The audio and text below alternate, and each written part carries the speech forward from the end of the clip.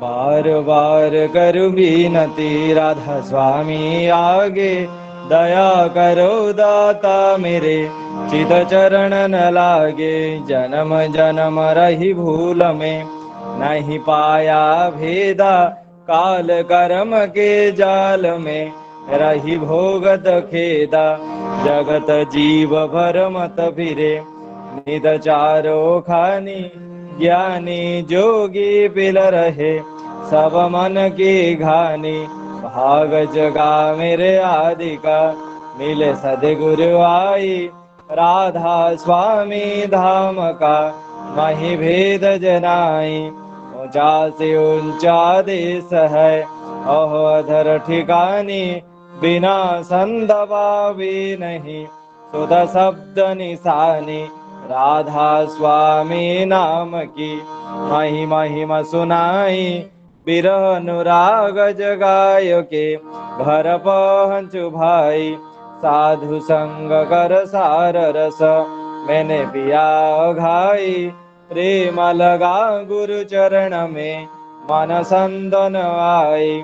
तड़प उठे बेकल रहूं कैसे पिया घर जाई, दर्शन रस नित नित लहूं गए मन स्थिरताई।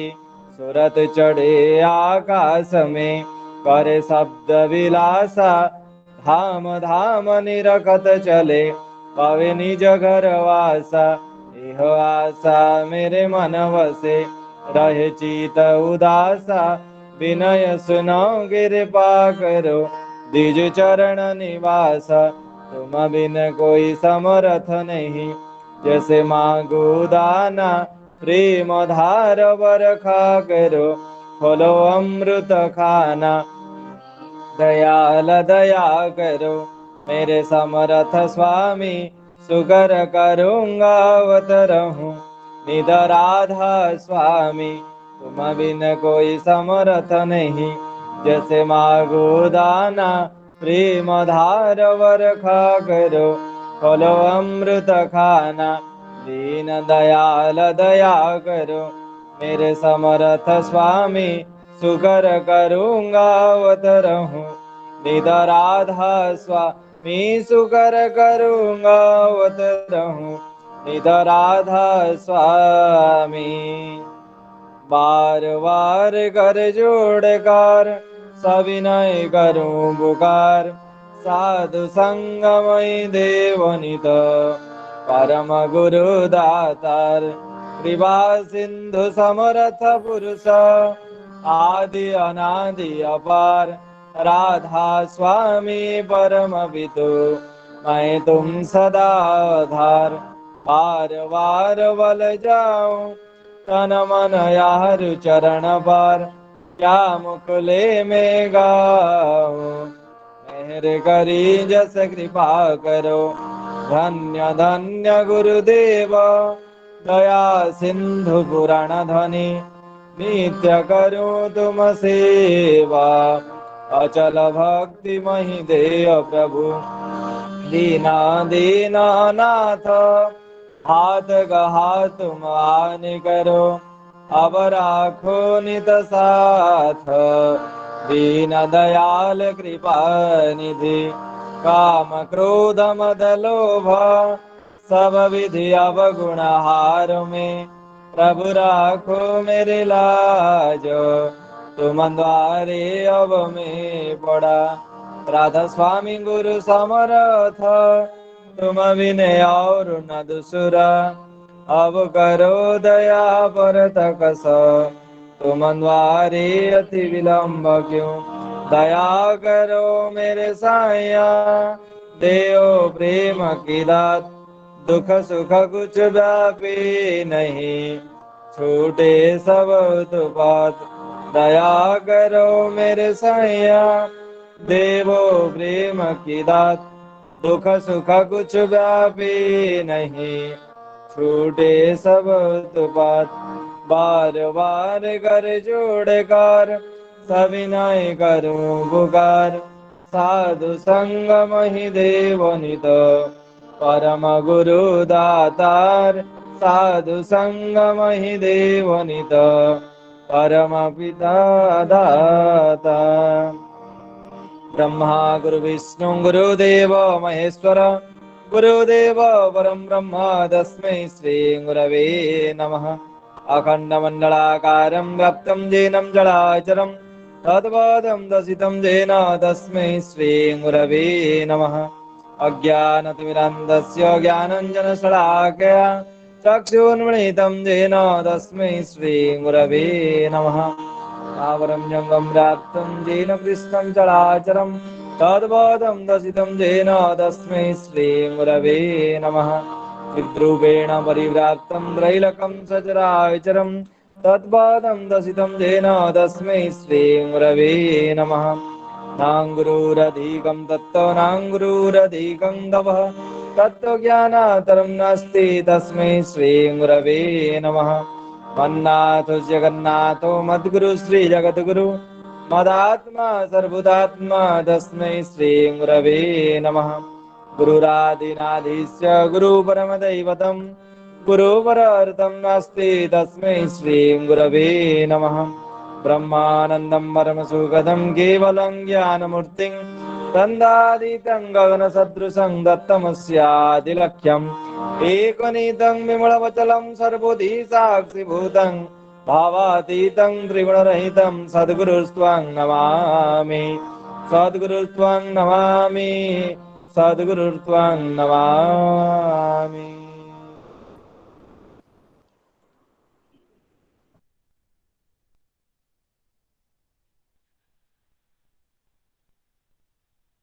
जय गुरु। आज सांध्य सत्संगी आम रायरंपुर श्रद्धेय धर्मजाज परेशचंद्र गिरी सान झी उषाराणी तांकर पुओ सौभिक गिरीर मंगल उद्देश्य से आज प्रदान करछंती। सर्वप्रथमे श्री ठाकुर चरण रे पाद पद्म रे तांकर पारिवारिक मंगल कामना जनाए ठाकुर पाखे विनती प्रार्थना करे। एबे सांध्य सत्संग रे सत्यानुसरण पाठ करिवे विश्वजीत दास।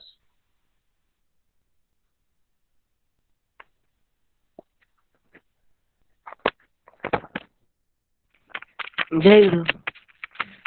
परम प्रेममय श्री श्री ठाकुर अनुकूल चंद्रंकर श्रीहस्त लिखित सत्यानुसरण ग्रंथर ओडिया अनुवाद पाठ। अर्थ मान जस इत्यादि पाइबा सारे मते ठाकुर सजाई भक्त हो नहीं।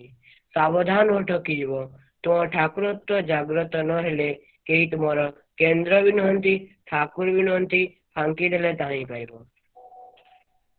भारतर अवनति डी जेनेरेशन सही समय आरंभ होईची जो समय भारतवासी पाखरे अमृत भगवान असीम हो उठिचंती। ऋषि को बाद दे ऋषिवाद उपासना आरंभ होईची।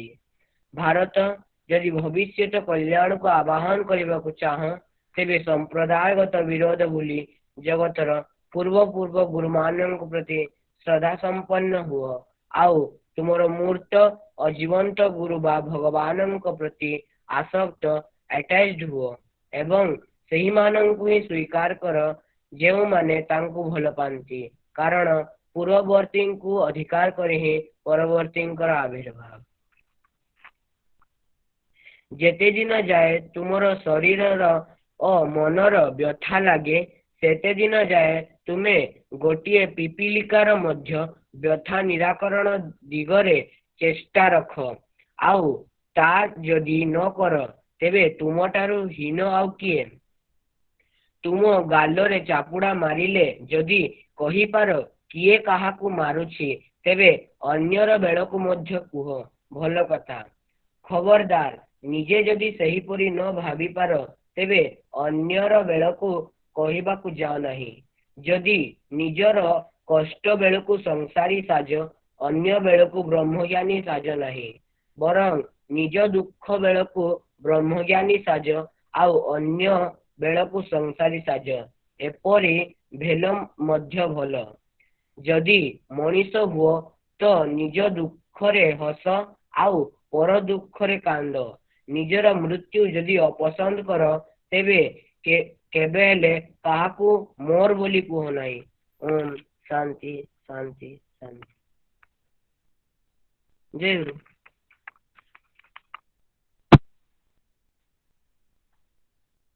ବର୍ତ୍ତମାନ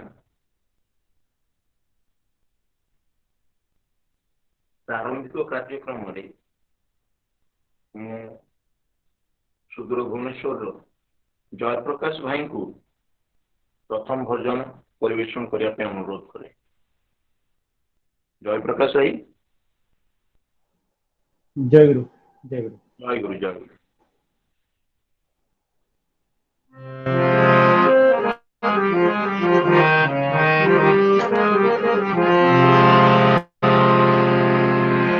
तुम बिना प्रभु किए मोर अछि, काजी कहिबि दुःख। तुम बिना प्रभु किए मोर अछि, काजी कहिबि दुःख। आगे दुःख भारी केवल तुमरी, आहे दुःख भारी केवल तुमरी, प्रेम तुमरी प्रेम बिना प्रभु किए मोर अछि, काहे कहिबि दुःख। काहे कहिबि दुःख।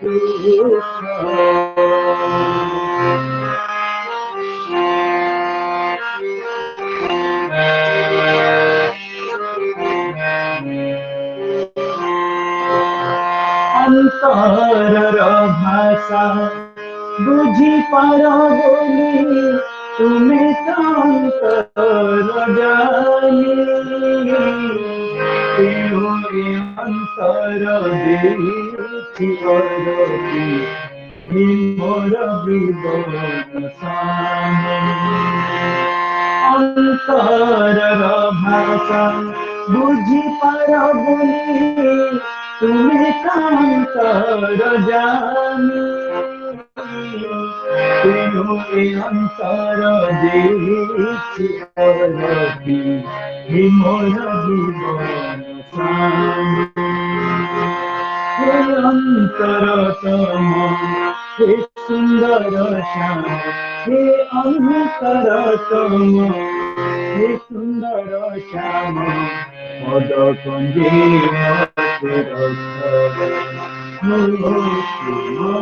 बिना प्रभु किए मोर अछि, काहे कहिबि दुःख। बिना प्रभु किए मोर अछि, काहे कहिबि दुःख।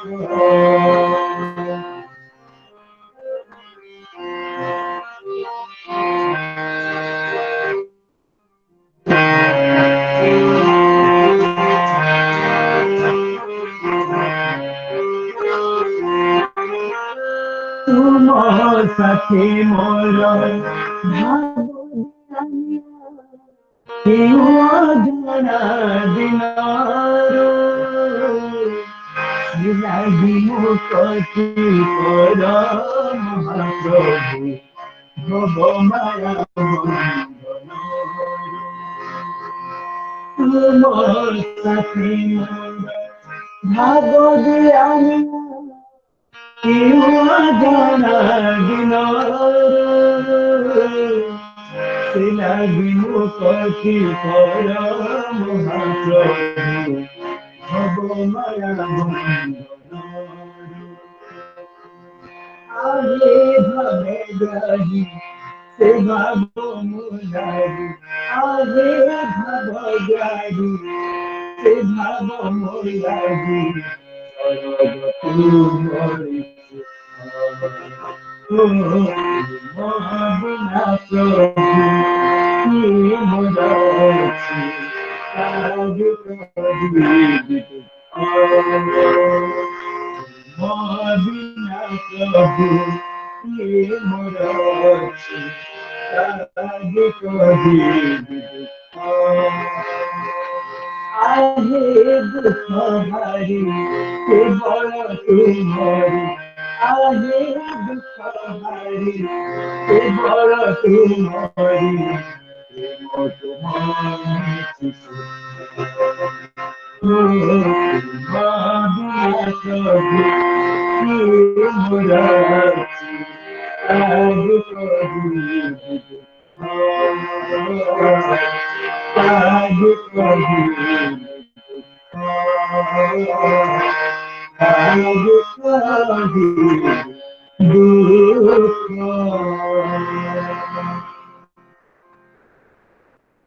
জয় গুরু জয় গুরু।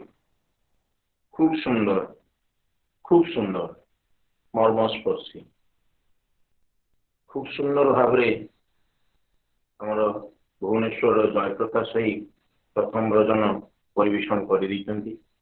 ତାଙ୍କର ଯୋଉ ପ୍ରକୃତରେ କେବଳ ଅନ୍ତର୍ଯାମୀ ହିଁ ଅଛନ୍ତି, ଯିଏ ଆମର ଅନ୍ତର କଥା ବୁଝିପାରନ୍ତି, ଆଉ କେବଳ ତାଙ୍କରି ସାମ୍ନାରେ ହିଁ ଆମେ ଆମର ଦୁଃଖ ବେଦନା ସବୁ ଜଣାଇଥାଉ। ତାଙ୍କ ବ୍ୟତୀତ ଆଉ ଦୁନିଆରେ କିଏ ବା ଅଛି ପ୍ରକୃତରେ। ଖୁବ ସୁନ୍ଦର, ଖୁବ ସୁନ୍ଦର। ବର୍ତ୍ତମାନ ଦ୍ୱିତୀୟ ଭଜନଟି ପରିବେଷଣ କରିବା ପାଇଁ ସୁଦୂର ବାଙ୍ଗାଲୋରରୁ ନିର୍ମଳା ମାଦାଲି ମାଙ୍କୁ ଅନୁରୋଧ କରେ। ନିର୍ମଳା ମା। जय गुरु भाई। ଜୟ ଗୁରୁ।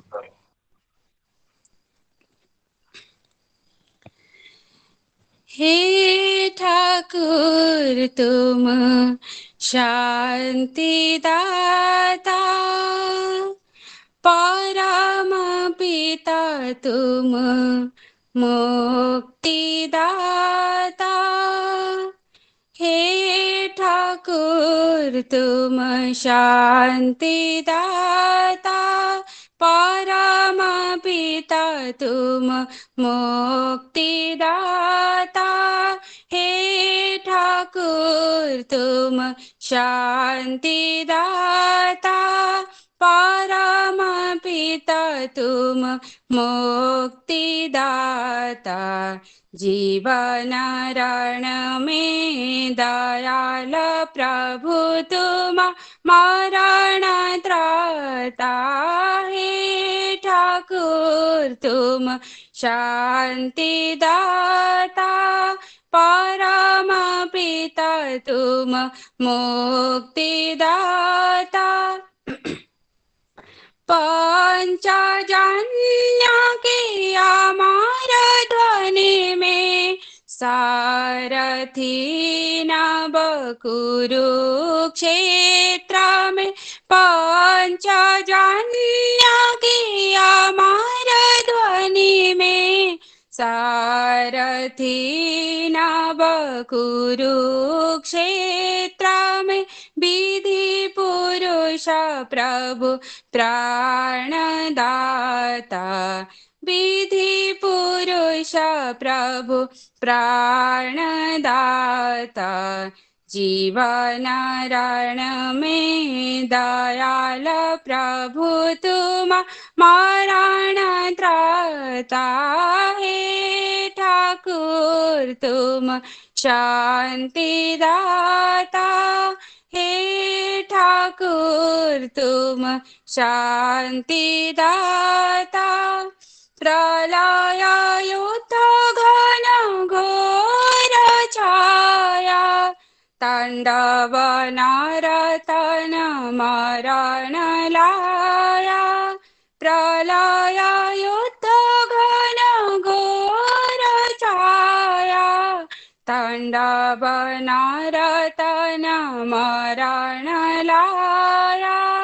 निर्भर करो प्रभु प्राणदाता,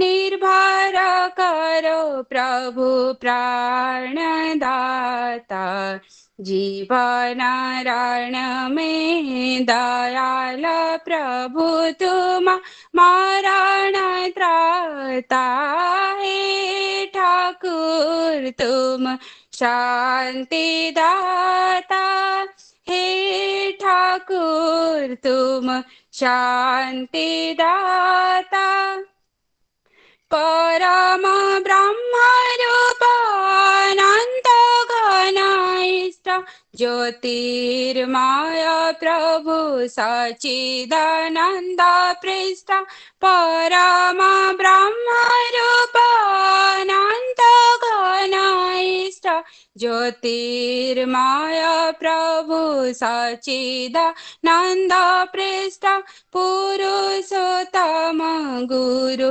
स्वस्ति दाता पुरुषोत्तम गुरु स्वस्ति दाता जीवन रण में दयाल प्रभु तुम मरण त्राता हे ठाकुर तुम शांति दाता परम पिता तुम मुक्तिदाता जीवन रण में दयाल प्रभु तुम मरण त्राता हे ठाकुर तुम शांति दाता हे ठाकुर तुम शांति दाता हे ठाकुर तुम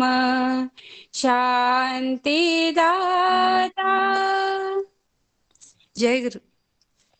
जय गुरु मां जय गुरु। वाह खूब सुंदर मर्मस्पर्शी श्री श्री ठाकुर आतुर चरण रे मु यही प्रार्थना करें जे ठाकुर आपन को ये आपन जीवन इष्टगुरु हो उठू आपन यही ठाकुर गुण कीर्तन कर खूब सुंदर मां खूब सुंदर। या परे आमर प्रीतिलता पट्टनायक मां रायरंगपुर अनुरोध करे से तृतीय भजन टी परिवेशन करेंगे। मां अच्छा आज्ञा दादा जय गुरु। दादा वॉइस क्लियर आसुची? हाँ हाँ क्लियर अछि। उपस्थित समस्त को मोर जय गुरु।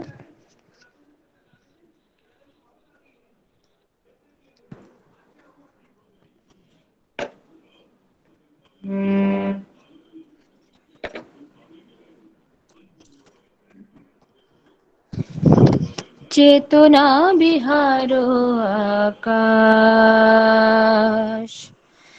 चेतना बिहारो आकाश माया मोह जाल छिरी प्रिय पारो मेरे शोरी माया मोह जाल छिरी प्रिय पारो मेरे स्मोरी उद्गति करो अभिलाष चेतना बिहारो आकाश चेतना बिहारो आकाश।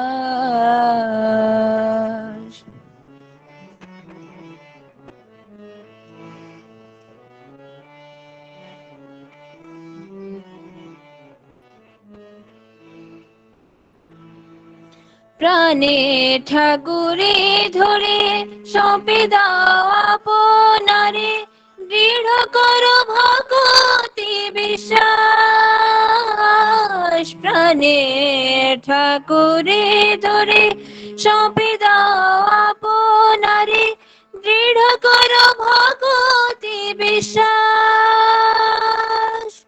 দূর হোক সব ভয় পাপ তাপ হোক ক্ষয় দূর হোক সব ভয় পাপ তাপ হোক ক্ষয় স্বস্তি হৃদয় যাক মরণের ত্রাস চেতনা বিহার আকাশ আকাশ চেতনা বিহার আকাশ।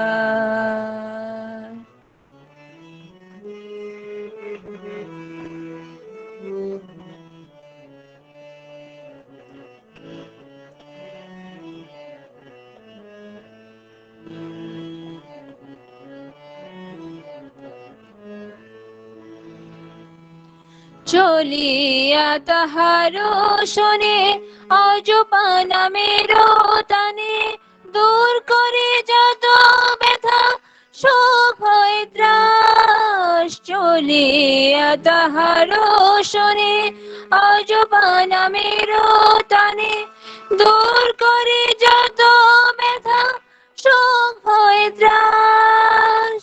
জীবনের অভিযানে মরণের অবসানে জীবনের অভিযানে মরণের অবসানে শান্তি সুরভিনী বহিবে বাতাস চেতনা বিহার আকাশ চেতনা বিহার আকাশ।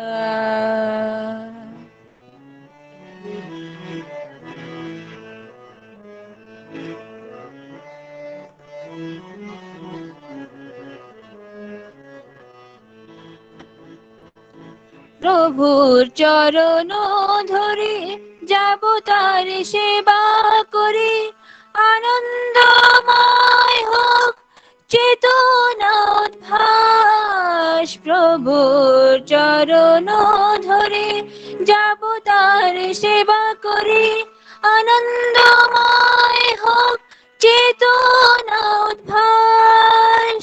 সাথে যার দয়াময় যায় তার সব ভয় সাথে যার দয়াময় যায় তার সব ভয়। জরা ব্যাধি মরণের হয় বিনাশ চেতনা বিহার আকাশ চেতনা বিহার আকাশ। মায়া মোহ জাল ছিরি প্রিয় পরমের শরী মায়া মোহ জাল ছিরি প্রিয় পরমের শরী উদ্গতি করো বিরাস চেতনা বিহার আকাশ আকাশ চেতনা বিহার আকাশ চেতনা বিহার আকাশ।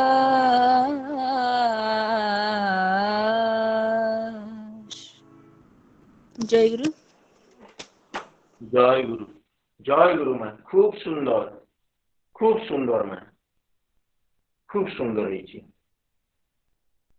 শ্রী ଶ୍ରୀ ଠାକୁରଙ୍କ ଆତୁଲ ଚରଣରେ ପ୍ରାର୍ଥନା କରେ ଆପଣ ଏଇପରି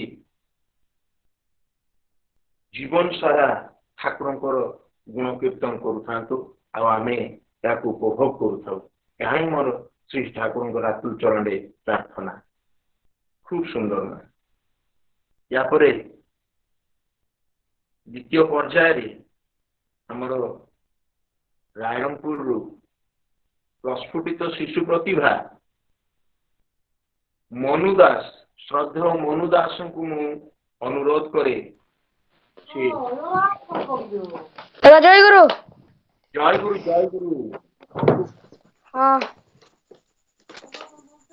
ସୁନ୍ଦର ଭାବରେ ପରିବେଷଣ କର।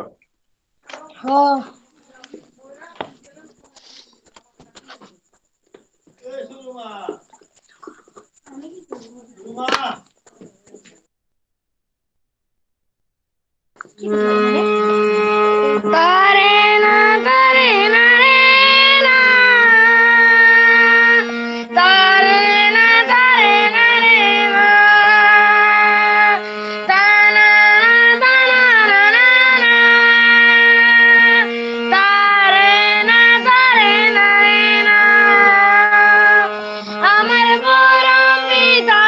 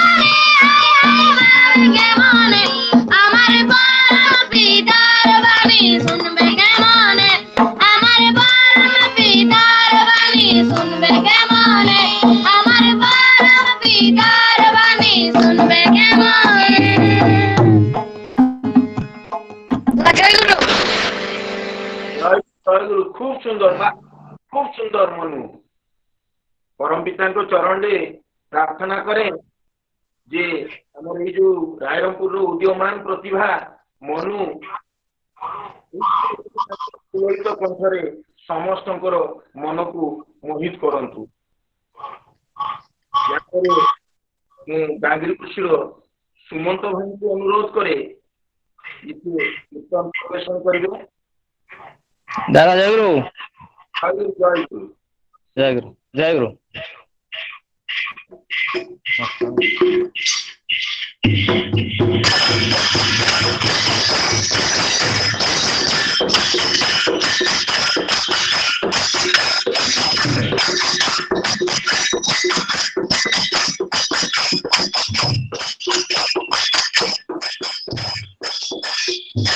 केते जन्म जाइछि केते जन्म जीवरे एई जन्मरे पाइछि दयाल चरण स्थान रे। केते जन्म जाइछि केते जन्म जीवरे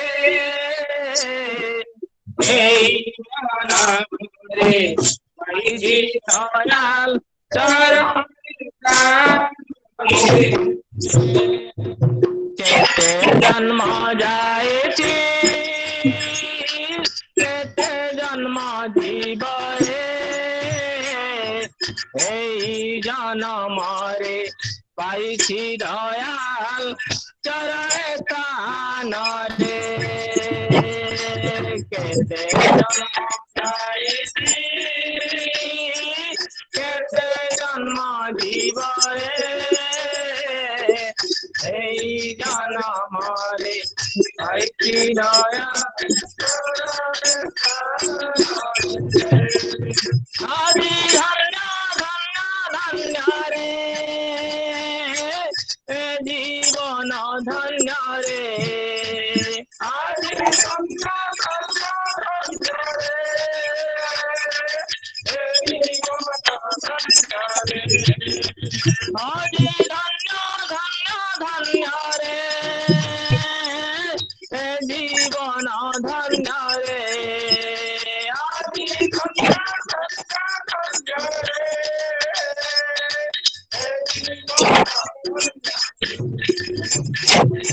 केते जन्म जाइछि केते जन्म जीवरे एई जन्मरे पाइछि दयाल चरण स्थान रे। केते जन्म जाइछि केते जन्म जीवरे पाइछि दयाल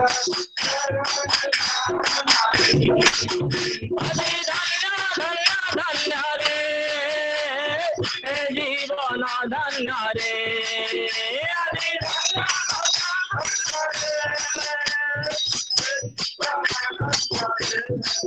आदि धन्य धन्य धन्य रे जीवन धन्य रे।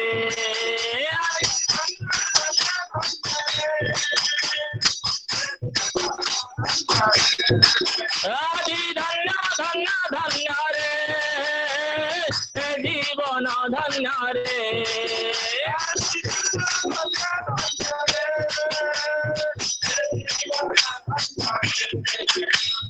केते जन्म जाइछि केते जन्म जीवरे एई जन्मरे पाइछि दयाल चरण स्थान रे। केते जन्म जाइछि केते जन्म जीवरे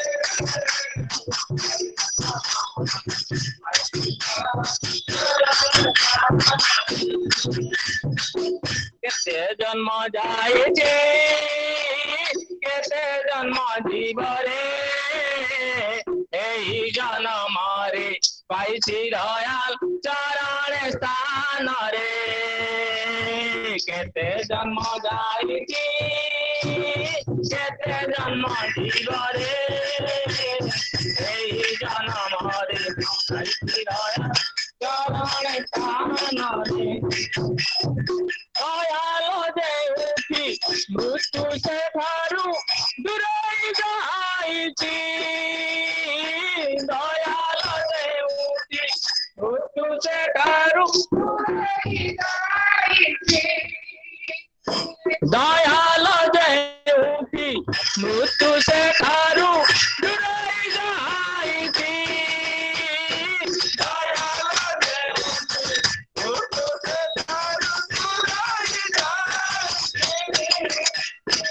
আমার জীবন চেতনা অমৃত ঝরুছে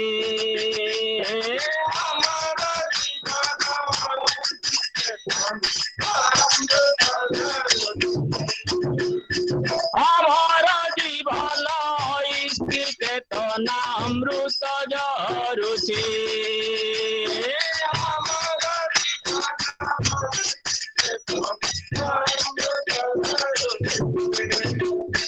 মন্দিত হেউছি মন বৃন্দাবন মন্দিত হেউছি মন বৃন্দাবন মুরলী সনরে মুরলী সনরে মন্দির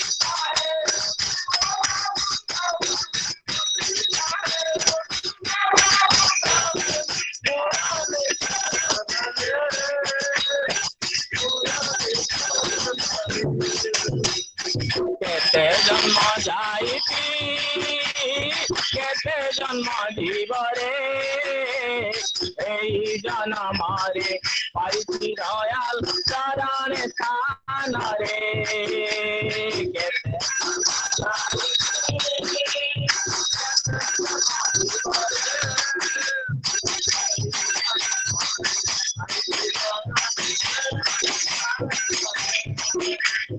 মন্দিত হেউছি মন বৃন্দাবন মন্দিত হেউছি মন বৃন্দাবন মন্দিত হেউছি মন বৃন্দাবন মুরলী সনরে মুরলী সনরে মন্দির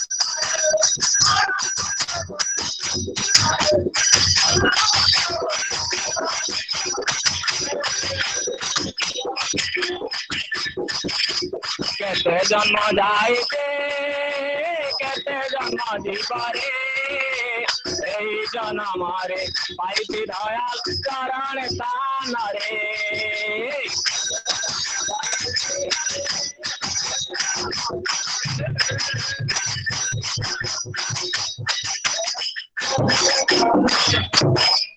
ইষ্ট প্রতিষ্ঠারে ঐশ্বর্য যশ দাসী হই সেবা করাই ইষ্ট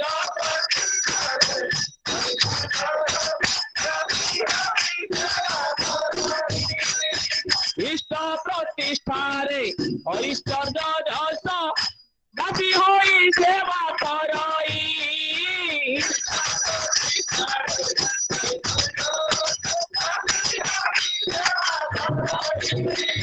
সর্বদেব দেবী শ্রীপতি পয়রে দর্শন মেড়াই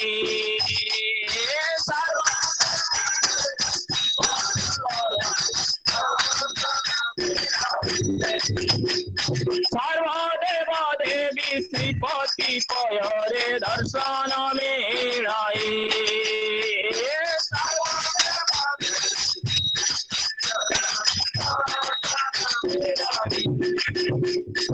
অধরু নিষ্পৃত অমৃত কণ্ঠ অধরু নিষ্পৃত অমৃত কণ্ঠ করুଅছি পানরে করুଅছি পানরে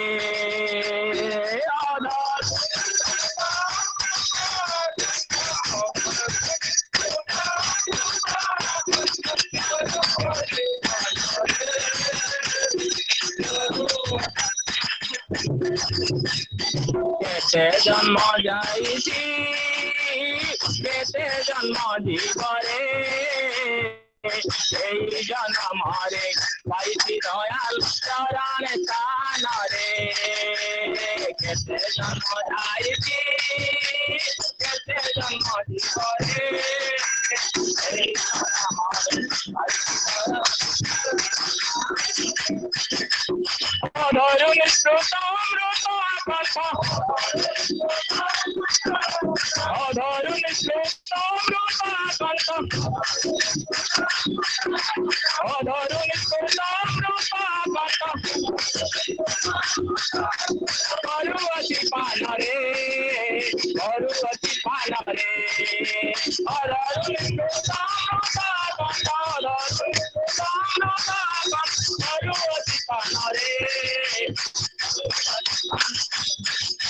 কেতে জন্ম যাইছি কেতে জন্ম জীবরে এই জনমরে পাইছি দয়াল চরণ স্থানরে কেতে জন্ম যাইছি কেতে জন্ম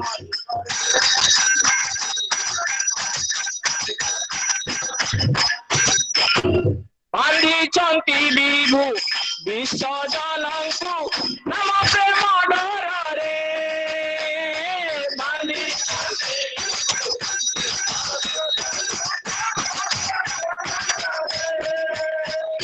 ବାନ୍ଧିଛନ୍ତି ବିଭୁ বিশ্ব ଜନଙ୍କୁ ନମ ପ୍ରେମ ଡରରେ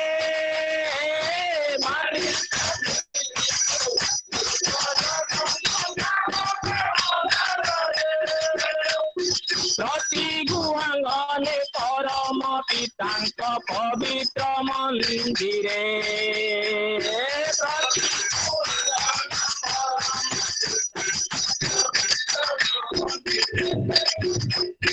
ପ୍ରତି ଗୁହାଙ୍ଗନେ ପରମ ପିତାଙ୍କ ପବିତ୍ର ମନ୍ଦିରେ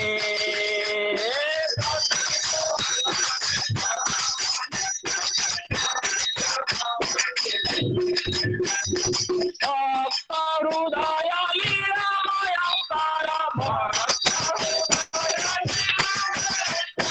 ভক্ত হৃদয় লীলাময়ঙ্কর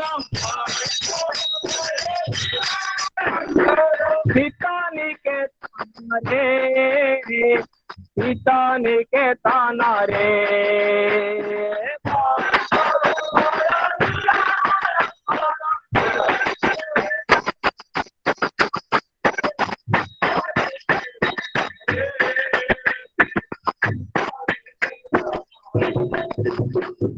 কেতে জন্ম যাইবে কেতে জন্ম জীবনে এই জনমরে পাইছি দয়াল চরণ স্থানরে কেতে জন্ম যাইবে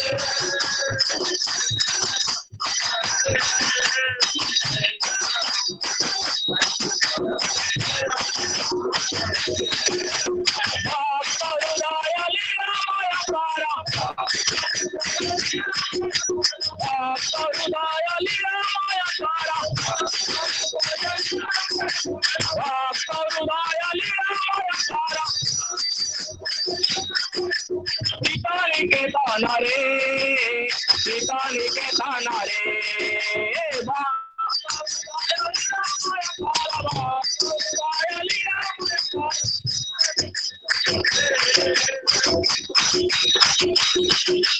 কেতে জন্ম যাইবে কেতে জন্ম জীবরে এই জনমরে পাইছি দয়াল চরণ স্থানরে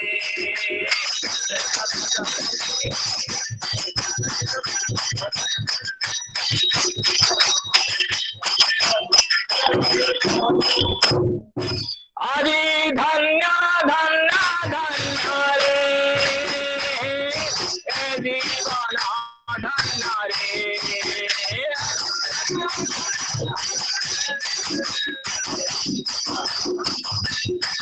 আরে ধন্য ধন্য ধন্য রে জীবন ধন্য রে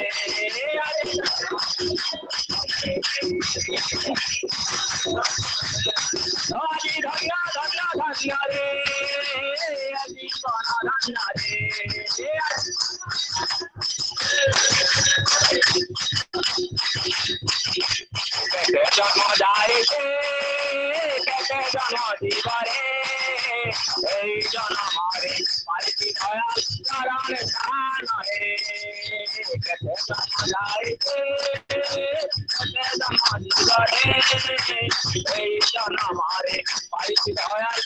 ଚରଣେ ସ୍ଥାନରେ। ଜୟ ଗୁରୁ ଦାଦା। ଜୟ ଗୁରୁ ବହୁତ ସୁନ୍ଦର ବହୁତ ସୁନ୍ଦର। ସୁମନ୍ତ ଭାଇ ଆଜ୍ଞା ଜୟ ଗୁରୁ। ଏକାଥରେ ଆଜ୍ଞା ଖୁବ ସୁନ୍ଦର। ଯାହା ହଉ ଆମର ଏଇ ସାନ୍ଧ୍ୟ ସତ୍ସଙ୍ଗର କୀର୍ତ୍ତନ ପର୍ଯ୍ୟାୟ ମଧ୍ୟ ଖୁବ ସୁନ୍ଦର ଭାବରେ ହେଇଯାଇଛି। ଏବେ ଇଷ୍ଟାଲୋଚନାରେ ସର୍ବପ୍ରଥମେ ପ୍ରାରମ୍ଭିକ ସୂଚନା ଦେବା ପାଇଁ ମୁଁ ଶ୍ରୀଯୁକ୍ତ ଗୋବିନ୍ଦ ପ୍ରସାଦ ଗିରି ସହପତ୍ରିତ ବାଙ୍ଗିରପୋଷିରୁ ତାଙ୍କୁ ଅନୁରୋଧ କରେ ଯେ ସେ କିଛି ପ୍ରାରମ୍ଭିକ ସୂଚନା ଦେବେ। ଜୟ ଗୁରୁ। ଜୟ ଗୁରୁ। ଜୟ ଗୁରୁ ଜୟ ଗୁରୁ। ଜୟ ଗୁରୁ ଶୁଣା ଯାଉଛି? ଆଜ୍ଞା ଆଜ୍ଞା ଆଜ୍ଞା। परम दयाल परम प्रेम श्री श्री ठाकुर परमाराध्य जगत जननी श्री श्री बड़मा जुगाचार्य श्री श्री बड़दा प्रधान आचार्य श्री श्री प्रणाम। आज मैंने ऑनलाइन सत्संग माध्यम मिलित होती सुजोग रायरंगपुर सत्संग विहार तरफ आयोजन करा जहाँ भी हो से दिन श्रीमान प्रणवेश भाई मत कहले अपन सत्संग जॉइन कर ठीक अच्छे ये तो सौभाग्यर कथा कहले आज सत्संग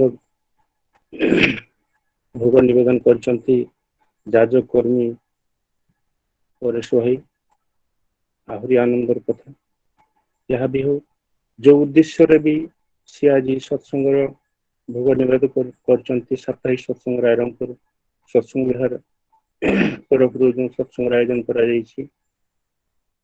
करतेटा शुणी आज राजकर्मी श्रीजुक्त परेश चंद्र गिरी सान झील पुओ जी नाती शारीरिक कल्याण कामना करी पारिवारिक शारीरिक कल्याण कामना करी सत्संग आयोजन करचंती जहाँ मु शुणी दिने एभली गोटे व्यथाहारी पाखरे हुए तो अंतर डाक जदि प्रकाश न कले गोटे अंतर डाक तांकर थिला प्राण सहित जे से जो सान झीर पुओ सौभिकर गोटे असुस्थतावशत मेडिकल से एडमिशन होते से गोटे कॉइन जोड़ी देते पेट भीतर को खेलु खेलु पेट भीतर को चली जाता सेटा किमिति परिष्कार हम बाहर गोटे संदेह आशंका भितर समस्ते परिवार बंधु बांधव समस्ते थिले जहाँ भी हो परम पिता दयारे सेटा क्लियर हो गला से निवेदन नथिला किंतु से व्यथाहारी जो भाई माँ जो गाउले व्यथाहारी कथा पाखे अंतर डाकटा ही सी निवेदित होता जहाँ भी हो परम पिता दयारे आम आज देखा नहले ऑनलाइन सत्संग माध्यम मिलित होचु प्रतिबंधक मान को मिसापी देनी से दिन आचार्य देव श्री श्री दादा विशेष भाव गोटे 10 तारीख दिन दुखर सहित प्रकाश करथिले जे आमे मिसी पारुनु दुख लगुच आमे जाई पारुनु से भी मिसी पारुना इच्छा जे भक्त माने सेटिकी जातु मिसंतु से देखिबे आनंद पाइबे इच्छा पूर्ण हो पारुना से आशा करिसंती जे बादल चली जीवो पुणी आमे मिलित हवा एवं एई जो ऑनलाइन सत्संग माध्यम रे गोटे शक्ति संचय करिवा पई कहउचंती आचार्य शिशु दादा जे परवर्ती समय रे जतेबेले चली जीवो जहा किछि बाकी अछि काम सेही काम बाकी काम गुडी को आमे खूब शीघ्र जेमती करि पारो श्री ठाकुर इच्छा ପୂରଣ କରିପାରୁ ଏ ତାଙ୍କର ଇଚ୍ଛା। ଯାହା ବି ହଉ ସେ ସମୟକୁ ଆମେ ଅପେକ୍ଷା କରିବା। ମତେ ଦାଦା କହିଲେ ଯେ ପ୍ରାରମ୍ଭିକ ସୂଚନା କିଛି ରଖିବା ପାଇଁ ପରବର୍ତ୍ତୀ ବକ୍ତା ମଧ୍ୟ ଅଛନ୍ତି, ସେ ସୁନ୍ଦର ଭାବରେ ଶ୍ରୀ ଠାକୁରଙ୍କ କଥା ତଳି ଧରିବେ। ମୁଁ ଜଣେ ବକ୍ତା ନୁହେଁ, ଗୋଟେ ଶ୍ରୋତା। ଯାହା ବି ହୁଏ ମୁଁ ଶୁଣିବା ପାଇଁ ଭଲ ପାଏ ଶ୍ରୀ ଠାକୁରଙ୍କ କଥା, ତ କିଛି କହିବା ପାଇଁ ହବ। ପ୍ରାରମ୍ଭିକ ସୂଚନା କ୍ରମରେ ମୁଁ ତ ସେଇ ସୌଭିକର ଶାରୀରିକ କଲ୍ୟାଣ କାମ, ସୁସ୍ଥ ନିରାମୟ ଜୀବନ କାମନା କରୁଛି ଏବଂ ସମସ୍ତଙ୍କର ଉପସ୍ଥିତ ସମସ୍ତଙ୍କର ଶାରୀରିକ ସୁସ୍ଥ ନିରାମୟ ଜୀବନ କାମନା କରୁଛି। ଯାହା ବି ହଉ ଆମେ ଈଶ୍ୱର ଭଗବାନଙ୍କୁ ଗ୍ରହଣ କରିଛୁ ଦୀକ୍ଷା ମାଧ୍ୟମରେ। ଦୀକ୍ଷା ଗୋଟେ ଏଭଳି ଯେ ଦୀକ୍ଷା ମାଧ୍ୟମରେ ତାଙ୍କ ସହିତ ଆମେ ଯୁକ୍ତ ହେଇଛୁ ଏବଂ ଏଇ ଯୁକ୍ତଟାକୁ ଆହୁରି ନିବିଡ଼ କରିବା ପାଇଁ ହେଲେ ଆମକୁ ଇଷ୍ଟଭୂତି କରିବା ପାଇଁ ହବ, ଯଜନ ଯାଜନ କରିବା ପାଇଁ ହବ ଏବଂ ସ୍ୱସ୍ତୟିନୀ ସଦାଚାର ଭିତର ଦେଇକରି ଆମେ ତାଙ୍କୁ ମାନିବା ପାଇଁ ହବ।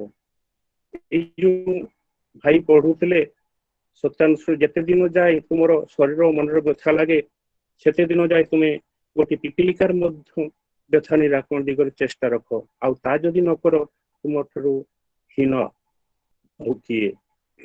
ତେଣୁ ଶ୍ରୀ ଶ୍ରୀ ଠାକୁର ଅନୁକୂଳଚନ୍ଦ୍ର ସେ ଖାଲି କହିନାହାନ୍ତି ବା ଲେଖିଦେଇ ଯାଇନାହାନ୍ତି, ସେ ଜୀବନରେ କରିକି ଦେଖେଇଛନ୍ତି।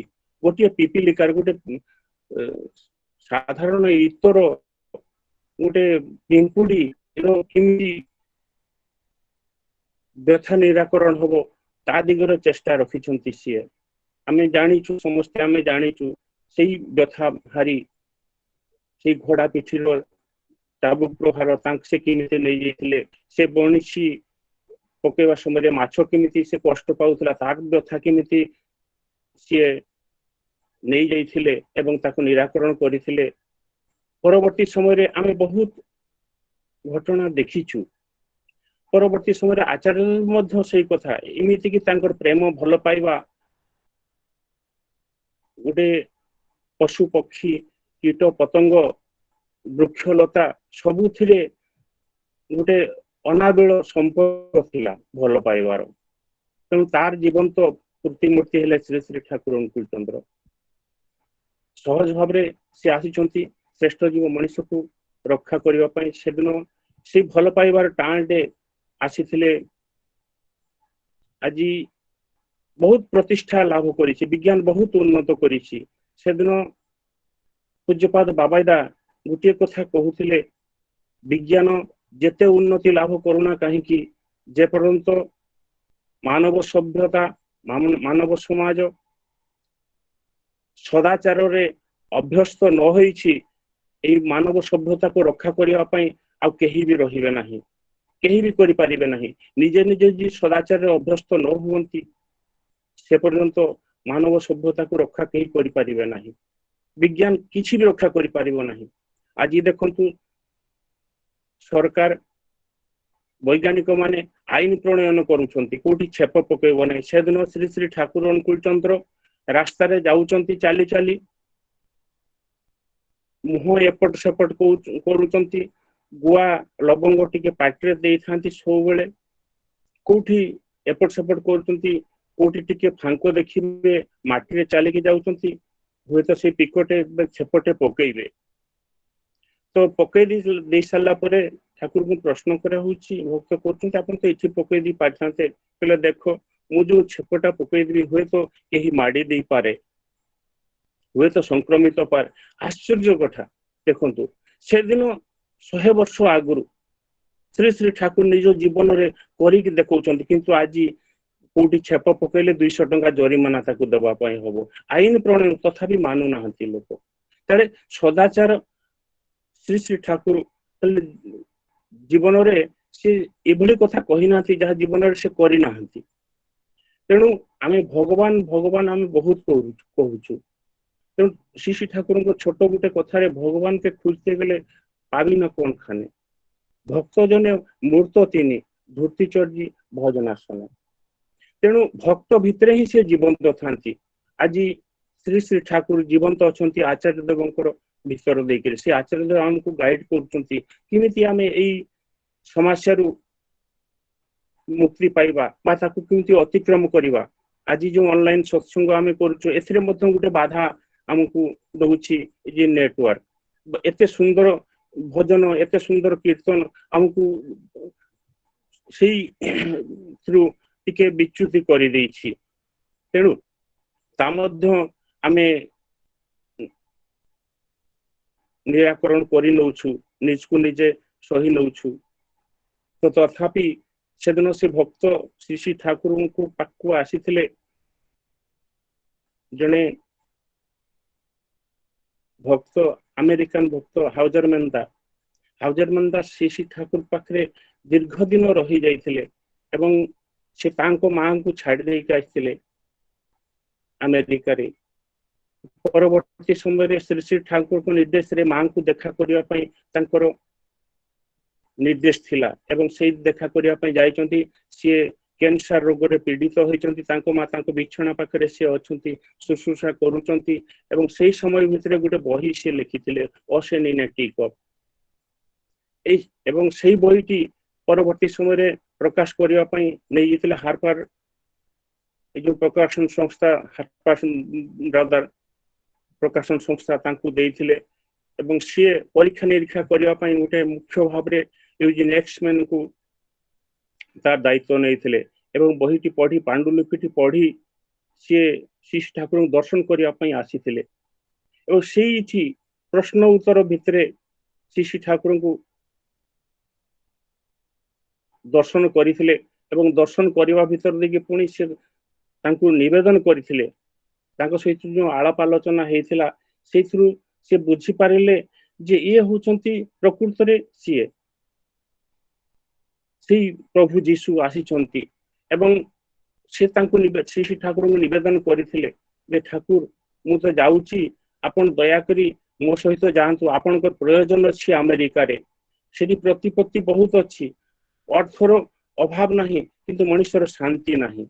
ଆପଣଙ୍କ ପ୍ରୟୋଜନ ଅଛି, ମୁଁ ହେଲିକପ୍ଟର କରିକି ଏଠୁ ନେଇଯିବି ଦମଦମ ବିମାନ ଘାଟିକୁ ନେଇଯିବି, ସେଠୁ ପ୍ଲେନରେ ଯିବା ଏବଂ ସେ ଆମେରିକା ସମଗ୍ର ମୁଁ ବୁଲାଇ ସେଠି ଆପଣଙ୍କୁ ପରିଚିତ କରାଇଦେବି। ଶ୍ରୀ ଶ୍ରୀ ଠାକୁର କହିଥିଲେ ତୁମ ଭିତରେ ମୁଁ ଯିବା ପାଇଁ ଚାହେଁ, ତୁମ ଅନ୍ତର ଭିତରେ ମୁଁ ଯିବା ପାଇଁ ଚାହେଁ, ତୁମ ଭିତରେ ମୁଁ ଅଛି। ପରବର୍ତ୍ତୀ ସମୟରେ ସେ ଯାଇକିରି ଶ୍ରୀ ଶ୍ରୀ ଠାକୁରଙ୍କ କଥା ସେଠି ପ୍ରଚାର କରିଥିଲେ।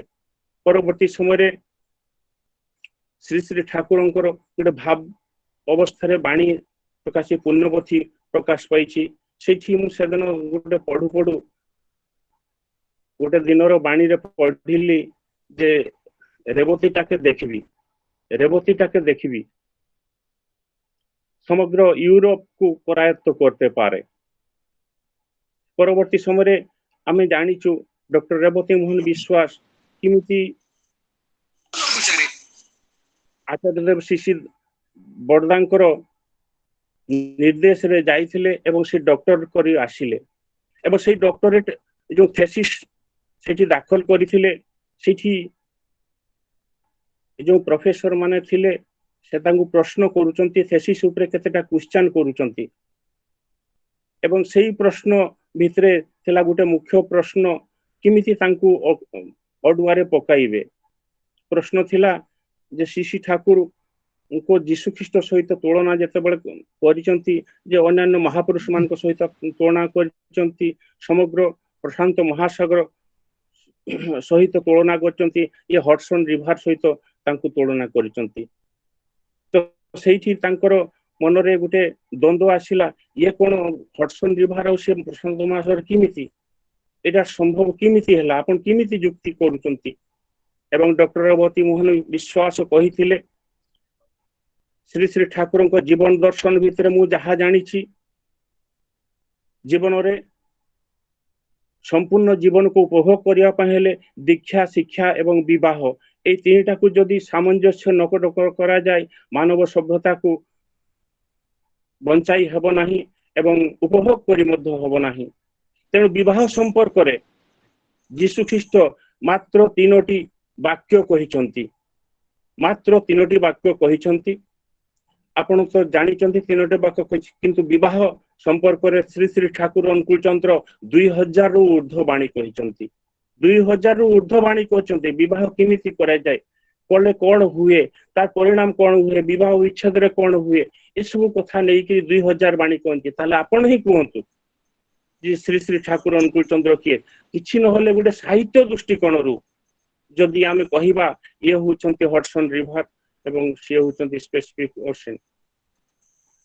ତେଣୁ ଏସବୁ ଭିତର ଦେଇକିରି ଆମେ ସେ ଡକ୍ଟରେଟ ଉପାଧି ନେଇକିରି ସିଏ ଆସିଥିଲେ ଏବଂ ଏଇଠି ତାଙ୍କର ଏଇ ଯୋଉ ବିବାହ ହିଁ ତାଙ୍କୁ ସହାଇ ଥିଲା। ଏଇ ଯୋଉ ଆମେ ଜାଣିଛୁ ଡକ୍ଟର ରବର୍ଥ ମୋହନ ବିଶ୍ୱାସଙ୍କର କଥା, ସେ ଯେତେବେଳେ ସେଠି ଡକ୍ଟରେଟ କରୁଥିଲେ, ଶିକ୍ଷା ଅଧ୍ୟୟନ କରୁଥିଲେ ଏବଂ ସେ थेसिस ଲେଖୁଥିଲେ, ସେତିକିବେଳେ ତାଙ୍କ ସ୍ତ୍ରୀ ଗୋଟେ ଚିଠି ସେ ଦେଇଥିଲେ ଯେ ଆମେ ସମସ୍ତେ ଭଲରେ ଅଛୁ, ଆପଣ ସେ କାମ ସାରିକିରି ଆସନ୍ତୁ ଶ୍ରୀ ଠାକୁରଙ୍କ ଯୋଉ ଦାୟିତ୍ୱ। ଏବଂ ସେଇ ଚିଠିରେ କିଛି ପାଣି ଦାଗ ଥିଲା, ପାଣି ଦାଗରୁ ସେ ଜାଣିପାରିଲେ ଯେ କିଛି ବି ଗୋଟେ କଣ ହେଇପାରେ, ହୁଏତ ପ୍ଲେନ ରେ ଆସୁଛି ଚିଠି, ସେ ଲେଖିବାରେ ତ ଅସୁବିଧା କିଛି ନାହିଁ, କୋଉଠି ଭିଜିବାର ତ ସମ୍ଭାବନା ନାହିଁ, ତ କେମିତି ସମ୍ଭବ? ପରବର୍ତ୍ତୀ ସମୟରେ ଆସିକି ଦେଖିଲେ, ସମସ୍ତଙ୍କୁ ଦେଖିଲେ, କିନ୍ତୁ ତାଙ୍କର ସ୍ତ୍ରୀ ସେ ତାଙ୍କୁ ସାମ୍ନାକୁ ଆସୁନାହାନ୍ତି। ଯେ କାରଣ କଣ? ସେ ଗୋଟେ କୋଣରେ ଥାଇକିରି କାନ୍ଦୁଛନ୍ତି, ସେ କାନ୍ଦି କାନ୍ଦିକି ରହିଛନ୍ତି ଏବଂ ତାଙ୍କୁ ଦେଖା ପାଉନାହାନ୍ତି। ସିଏ ତାଙ୍କ ପାଖକୁ ଯେତେବେଳେ ଗଲେ, ହେଲେ ମତେ କ୍ଷମା କରିଦିଅ, ମୁଁ ତୁମକୁ ବହୁତ ଭୁଲ କରିଛି, ଲୁଚେଇ ଦେଇଛି। ତାଙ୍କର ସାନ ଝିଅ କିନ୍ତୁ ସେଇ ସମୟରେ ଦେହତ୍ୟାଗ କରିଯାଇଛନ୍ତି କୌଣସି ଅସୁସ୍ଥ। ମୁଁ ଯଦି ଲେଖିଥାଏ ସତ କଥାଟି, ତାହେଲେ ତୁମେ ପଳେଇ ଆସିଥାନ୍ତ। ଏଇ ଦୁଃଖ ମୁଁ ଚାପି ରଖିକିରି ମୁଁ ସେଟାକୁ କରିଦେଇଥିଲି। ଡକ୍ଟର ରବର୍ଥ ମୋହନ ବିଶ୍ୱାସ ସେଇଠି ତାଙ୍କୁ କହିଥିଲେ, କହିଲେ ବରଂ ମୁଁ ତୁମକୁ କ୍ଷମା ମାଗୁଛି, ତୁମେ ଯେ ନିଜର ସନ୍ତାନର ହରେଇକିରି ବି ତୁମେ ଏତେ ଦୁଃଖକୁ ନିଜେ ସହି ପାରିଲ ଏବଂ ମତେ ନ ଜଣାଇଲ, ତେଣୁ ତୁମେ ମତେ କ୍ଷମା କରିଦିଅ। ତ ଏଇ ହେଲେ ଗୋଟେ ଦାମ୍ପତ୍ୟ ଜୀବନର ଗୋଟେ ଶ୍ରୀ ଶ୍ରୀ ଠାକୁରଙ୍କର ଯୋଉ ପ୍ରତିଷ୍ଠା କରିବା ପାଇଁ ଶ୍ରୀ ଶ୍ରୀ ଠାକୁର ପରବର୍ତ୍ତୀ ସମୟରେ ଯୋଉ ବାଣୀ ଦେଇଥିଲେ, পুরুষ ছোটে ঈশ্বর দিকে নিয়ে পড়িছি জগৎখানা, স্ত্রী তেমনি স্বামীর ঝুঁকে একাদশী চলায় মনা। তেণু পুরুষ যদি ঈশ্বর নিষ্ঠারে চালে তাহলে সিଏ জগতরে, এবং স্ত্রী যদি স্বামী ঝুঁকরে চালে একাদশীরে চলায় মনা, তাহলে গোটে সুন্দর পরিবার, সুন্দর পরিবেশ সৃষ্টি হয়ে পারিব। সহজ কথা, শ্রী ঠাকুরଙ୍କ ଯୋଉ ବିଧାନ ଅଛି ଦୀକ୍ଷା ଶିକ୍ଷା ହବ, ଦୀକ୍ଷା ନେଲେ ମନେ ରଖି ଇଷ୍ଟବୃତ୍ତି କରତେ হয়, ଇଷ୍ଟବୃତ୍ତି ବିହୀନ ଦୀକ୍ଷା କେବେ କେବେ ଚେତନ ହୁଏ, ଦୀକ୍ଷା ନେଲେ ଇଷ୍ଟବୃତ୍ତି କରିବା ପାଇଁ ହବ। ଏବଂ ଦିନଚର୍ଯ୍ୟା ଭିତରେ ଆମକୁ କଣ କରିବା ପାଇଁ ହବ? ଉଷା ନିଶାରେ ଆଚାର୍ଯ୍ୟ ଦେବ ଶ୍ରୀ ବଡ଼ଦା କହିଲେ, ଉଷା ନିଶାରେ ମନ୍ତ୍ର ସାଧନ ଚଲା ବୁଲାରେ ଯଥା ସମୟ ଇଷ୍ଟ ନିର୍ଦ୍ଦେଶ ମୂର୍ତ୍ତ କରାଇବ। ଯେତେବେଳେ ଯୋଉ ନିର୍ଦ୍ଦେଶ ଆସିବ ତାକୁ ଆମେ ମୂର୍ତ୍ତ କରିବା ଏବଂ ଉଷା ନିଶାରେ ମନ୍ତ୍ର ସାଧନ ଦୁଇ ଓଳି ନିଶ୍ଚିତ ଭାବରେ ଏବଂ ଶୋଇବା ପୂର୍ବରୁ ଏବଂ ବ୍ରହ୍ମ ମୁହୂର୍ତ୍ତରେ ଅଧଘଣ୍ଟେ ମିନିମମ୍ ଧ୍ୟାନ କରିବା ପାଇଁ କହୁଛନ୍ତି। ପରବର୍ତ୍ତୀ ସମୟରେ ଅନ୍ତତଃ ପ୍ରାର୍ଥନା ଦୁଇ ଓଳି କରିବା ଏବଂ ପ୍ରତ୍ୟେକ ଦିନ ଜଣକୁ ହେଲେ ବି ଇଷ୍ଟଙ୍କର କଥା କହିବା, ତାଙ୍କ ସହିତ ଯୁକ୍ତ କରିବା ପାଇଁ ଆମେ ଚେଷ୍ଟା କରିବା। ତ ଏ ହେଲା ଯଜନର ଅନ୍ତର୍ଗତ। ଯାଜନ କଣ? ନିଜର ଆଚରଣରେ ଆମେ ଦେଖିବା, ଖାଲି ମୁହଁରେ କହିବା ନୁହେଁ, ନିଜ ଆଚରଣ, ଯେଉଁ ଆଚରଣ ବାକ୍ୟ କର୍ମ ବଞ୍ଚିବା ବଢିଆ ଉତ୍ସ ହୁଏ, ଠିକ ଜାଣିଥା ଧର୍ମ ତାହା ନହେଲେ ଧର୍ମ କିଛି ବି ନୁହେଁ। ତେଣୁ ଆମେ ଯଦି ଧର୍ମ କରିବା ପାଇଁ ଯାଉ ତାହେଲେ ଆଚରଣ ବାକ୍ୟ କର୍ମ କାହାକୁ ନିୟନ୍ତ୍ରିତ କରିବା ପାଇଁ ହେବ। ଶ୍ରୀ ଶ୍ରୀ ଠାକୁର ଅନୁକୂଳ ଚନ୍ଦ୍ର କହୁଥିଲେ, ଆମେ ଯେ ଶିକ୍ଷା ଆରମ୍ଭ କରୁ, ଅକ୍ଷର ପରିଚୟଟା ହିଁ ପ୍ରାଥମିକ ଶିକ୍ଷା। ଏବଂ ଯଦି ଆଧ୍ୟାତ୍ମିକ ଅନୁଶୀଳନ କରିବା ପାଇଁ ମଣିଷ ଜଣେ ଚାହେଁ, ତାହେଲେ ପ୍ରଥମ ଶିକ୍ଷା ହଉଛି ନିଜ ତ୍ରୁଟିକୁ ସଂଶୋଧନ କରିବା। ଆମେ କିଏ କେତେ ତ୍ରୁଟି କରୁଛୁ, ଯଦି ମୁଁ ଆଦର୍ଶ, ମୁଁ ଗୋଟେ ସାମ୍ନାରେ ଆଦର୍ଶ ରଖିକିରି ମୋର ଭୁଲଟାକୁ ମୁଁ ନିଜେ ଦେଖି ନ ପାରିବି, ତାହେଲେ ମୁଁ ଜୀବନରେ କେବେ ବି ଉନ୍ନତି କରିପାରିବି ନାହିଁ, କେବେ ବି ଇଷ୍ଟଙ୍କର କାମ କରିପାରିବି ନାହିଁ। ଆଧ୍ୟାତ୍ମିକ ଯଦି ଧର୍ମ ରାଜ୍ୟରେ ପଶିବା ପାଇଁ ହୁଏ, ନିଜର ଭୁଲକୁ ଆଗ ଦେଖିକିରି ଶିଖିବା ଦରକାର। ଅକ୍ଷର ପରିଚୟ ଏଇଟା ହିଁ। ତେଣୁ ସହଜ ଭାବରେ ଆସନ୍ତୁ ଦାଦା ଅଛନ୍ତି ସୁନ୍ଦର ଭାବରେ ଶ୍ରୀ ଠାକୁରଙ୍କ କଥା ତଳି ଧରିବେ। ମୁଁ ସମୟ ବିଶେଷ ନଉନାହିଁ। ପରବର୍ତ୍ତୀ ସମୟରେ ଭକ୍ତ ଆଜି ରାଇରଙ୍ଗପୁର ସତ୍ସଙ୍ଗ ହଉଛି, ଏଇ ଯୋଉ ଡକ୍ଟର ରେବତୀ ମୋହନ ବିଶ୍ୱାସ, ଏଟା ଗୋଟେ ପବିତ୍ର ମାଟି, ତାଙ୍କ ଚରଣ ସ୍ପର୍ଶ କିନ୍ତୁ ଦିନେ ଏଠି ପଡିଛି ବୋଲିକି ମୁଁ ଶୁଣିଥିଲି। ଭକ୍ତ ଭିତରେ ସେ ଜୀବନ୍ତ ଥାନ୍ତି, ସେ ଭକ୍ତ ଆସିଥିଲେ। ପରବର୍ତ୍ତୀ ସମୟରେ ସେ ଚାଲି ଯାଇଛନ୍ତି। ରାଇରଙ୍ଗପୁର ଗୋଟେ ବହୁତ ପବିତ୍ର ଜାଗା, କିନ୍ତୁ ଆମେ ତାକୁ ସ୍ମରଣ କରି ଯେ ଶ୍ରୀ ଠାକୁରଙ୍କ କର୍ମଧାରା କେମିତି ଆଗେଇ ଯିବ, ଯାହା ବି ହଉ ମୋର ଶ୍ରୀମାନ ପ୍ରଣବେଶ ଏମାନେ ଚେଷ୍ଟା କରୁଛନ୍ତି ଏଇ ସତ୍ସଙ୍ଗ ମାଧ୍ୟମରେ ହେଲେ ବି ଶ୍ରୀ ଠାକୁରଙ୍କ ଭାବଧାରାକୁ ଜୀବନ୍ତ କରି ରଖିଛନ୍ତି ସତ୍ସଙ୍ଗ ବିହାରରେ। ତେଣୁ ତାଙ୍କୁ ମଧ୍ୟ ମୋର ଅଶେଷ ଧନ୍ୟବାଦ ଏବଂ ତାଙ୍କୁ ପ୍ରତି ମୋର କୃତଜ୍ଞତା ଜଣାଉଛି ଯେ ଆଜି ସତ୍ସଙ୍ଗରେ ମତେ କିଛି ଭାଗ ନେବାର ଗୋଟେ ସୁଯୋଗ ସୃଷ୍ଟି କରିଦେଇଛନ୍ତି। ସର୍ବୋପରି ସମସ୍ତ ଏଇ ସତ୍ସଙ୍ଗରେ ଉପସ୍ଥିତ ସମସ୍ତଙ୍କର ମଙ୍ଗଳ କାମନା କରି ମୁଁ ଶ୍ରୀ ଠାକୁରଙ୍କ ଚରଣରେ ପ୍ରାର୍ଥନା ଜଣାଏ। ସମସ୍ତଙ୍କୁ ଶାନ୍ତି ସ୍ୱସ୍ତି ଆନନ୍ଦ ରଖିଥାନ୍ତୁ। ଜୟ ଗୁରୁ। ଦାଦା ଜୟ ଗୁରୁ। জয় গুরু, জয় গুরু, জয় গুরু দাদা। খুব সুন্দর আলোচনা, খুব সুন্দর মর্মস্পর্শী দাদা। ইয়াপরে আমার ইষ্টালোচনার দ্বিতীয় পর্যায়ে বহু প্রতীক্ষিত আমার ইঞ্জিনিयर विजय कुमार मादाली श्री ठाकुर एक पवित्र पांजाधारी कर्मी सहपति ऋतिक जगतसिंहपुर रे कार्यरत अच्छा। मु अनुरोध करे से हमको किसी ठाकुर विषय आलोचना रखिए। दादा दादा अच्छा मोर कथा सुना जाउछ तो? आज्ञा आज्ञा आज्ञा दादा। जय गुरु। जय गुरु जय। ज्ञानाग्नि दग्धमहं विजितरीपदलं दीप्तपरुषजुष्टं सन्मार्गदर्शनार्थं कलिहतजनुसं सत्संगं कल्पयन्तं वैराग्ययोगसिदं चरितमुनिमतं विश्ववन्द्यं महन्तं वन्दे नुकुलचन्द्रं भुवनभयहरं मोक्षदं श्रेष्ठदेवं। मेरे जीवन सर्वस्व प्रिय परम प्रेम श्री श्री ठाकुर परमाराध्या जगत जननी श्री श्री वर्मा जुगाचार्य परम पूज्यपा श्री श्री पर्दा आज भरोसा आचार्य परम पूज्यपा श्री श्री दादा समस्त रातु चरण मोर प्रणाम तथा ठाकुर परिवार समस्त समस्त सदस्य चरण मोर प्रणाम। आज सांध्य ऑनलाइन सत्संग पूज्य अध्यक्ष महोदय तथा ऋतिक देवता उपस्थित ऋतिक देव मंडली उपस्थित अधर्जु जाजक कर्मी मंडली भाई अंतर गुरु भाई माने स्नेहमयी कल्याणमयी मातृमंडली शुद्धि सजन मंडली छोट बड़ पिला माने प्रति प्रत्येक मोर प्रीतिपूर्ण राय जय। आज सत्संग प्रदान करथिबा परेश भाई सर्वांगीन मंगल तथा इष्टपूत जीवन तथा समस्त जॉइन करथिबा व्यक्ति मानक सर्वांगीन उन्नति तथा सर्वांगीन मंगल पाई श्री ठाकुर प्रार्थना कर। वास्तव कथा गोविंद भाई कम समय हेले मध्य खूब सुंदर भाव ठाकुर अनेक कथा आम पाखे तोली धरी। वास्तव कथा ठाकुर ये जीवन में आम मैंने ठाकुर को धरी आम मैंने परम भाग्यवान। ठाकुर होचंती अभ्रांत त्रिकालज्ञ और सर्वशक्तिमान। तेणु से जुगे जुगे मध्य तांकर अन्य अवतार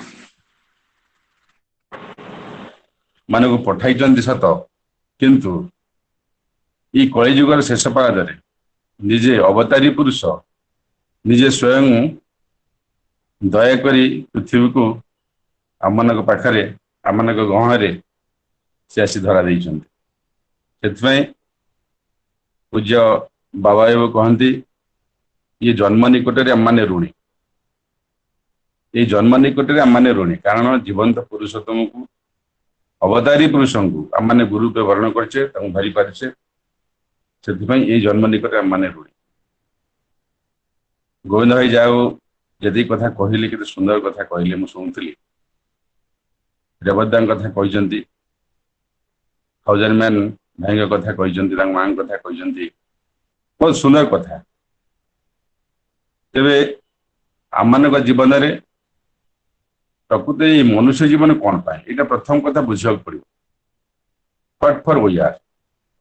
ठाकुर कहते you are for the lord not for others, you are for the lord and so for others. ये मनुष्य मान प्रति ठाकुर कहते ये मनुष्य जन्म ही इष्ट कर्म करने जन्म हो कहीं ये मनुष्य जन्म रे ही से प्रिय परम को बुझी पार से परमात्मा को से बुझी पार कर्म करने सहज बोध हो।